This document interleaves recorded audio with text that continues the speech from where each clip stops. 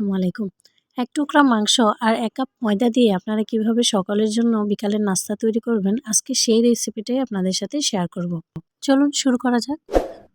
নাস্তাটি তৈরি করার জন্য আমি প্রথমে একটা মিক্সিং বোলে নিয়ে নিয়েছি ১ কাপ পরিমাণ ময়দা, স্বাদমতো কিছুটা লবণ এবং ১ চামচ পরিমাণ তেল দিয়ে আমি ময়দাটাকে খুব ভালোভাবে মিলিয়ে নিয়েছি। এবার রুমের সাধারণ তাপমাত্রার পানি দিয়ে হাতের সাহায্যে ভালোভাবে মেখে একটা ডো তৈরি করে নেব। ডোটা রুটির ডোয়ের মতো এরকম নরম হবে। এবার এই ডোটা 30 মিনিটের জন্য একটা সাইডে রেখে দিব। এবার একটা পুর বানিয়ে নিব। সেই জন্য চুলায় একটা কড়াই বসিয়ে তাতে দিয়ে দিয়েছি তেল এবং পেঁয়াজ। পেঁয়াজটা বাদামি রঙের হয়ে এলে আগে থেকে সিদ্ধ করে রাখা এক টুকরা মাংস ঝুরি ঝুরি করে পেঁয়াজের মধ্যে দিয়ে দিব এবং 1 মিনিটের জন্য ভেজে নিব। এবার এখানে 1/4 চামচ পরিমাণ আদা রসুন বাটা, 1/4 চামচ পরিমাণ জিরার গুঁড়ো, 1/4 চামচ পরিমাণ লাল মরিচের গুঁড়ো, স্বাদমতো কিছুটা লবণ, কিছুটা হলুদ গুঁড়ো, 1/4 চামচ পরিমাণ গরম মশলা গুঁড়ো দিয়ে খুব ভালোভাবে নাড়িয়ে চাড়িয়ে মিলিয়ে নিব। এবার এখানে আমি দিয়ে দিব কিছুটা পরিমাণ পানি। যেহেতু মাংস আগে থেকেই সিদ্ধ করা তাই বেশি পানি দেওয়ার প্রয়োজন নেই। অল্প একটু পানিতেই মাংসটাকে 5 মিনিটের জন্য একটু রান্না করে নিব।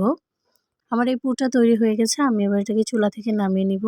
কিছুক্ষণ আগে যেই ডোটা তৈরি করে রেখেছিলাম সেই ডোটা নিয়ে নিব এবং ডোটাকে হাতের সাহায্যে একটু ভালোভাবে ময়ান দিয়ে নিব।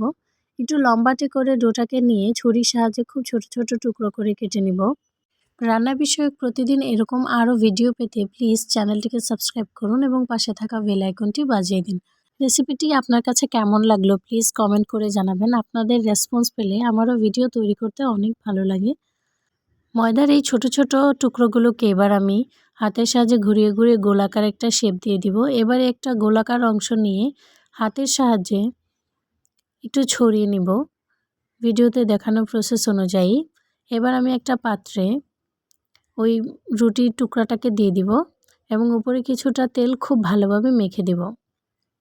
এবার আমি উপরে আরেকটা রুটির টুকরো দিয়ে দিব এবং আবারও তেল মাখিয়ে নিব। এভাবে একটা একটা রুটির টুকরো এবং তেল মেখে মেখে আমি সবগুলো রুটি একসাথে করে নিব এবং 5 মিনিটের জন্য একটা সাইডে রেখে দেব। 5 মিনিট পর আমি একটা রুটির অংশ নিয়ে নিয়েছি এবং হাতের সাহায্যে টেনে টেনে রুটিটাকে বড় করে নিচ্ছি। ভিডিওটা একটু ভালোভাবে লক্ষ্য করলে আপনারা এই কাজটি খুব সহজেই করে নিতে পারবেন। দেখতেই পাচ্ছেন আমি রুটিটাকে অনেকটাই বড় করে নিয়েছি। মাঝখান দিয়ে একটু একটু ছিঁড়ে গেলে কোনো সমস্যা নেই, কারণ আমরা এই রুটিটাকে 3টে 4টে ভাবে ফোল্ড করে নিব, তখন এই ছেঁড়াগুলো অনেকটাই ঢেকে যাবে। এবার আমি যেই পুরটা তৈরি করে নিয়েছিলাম সেই পুরটা থেকে কিছুটা অংশ দিয়ে দিব এবং সমোসার ভাজের মতো করে একটা ভাঁজ দিয়ে নিব।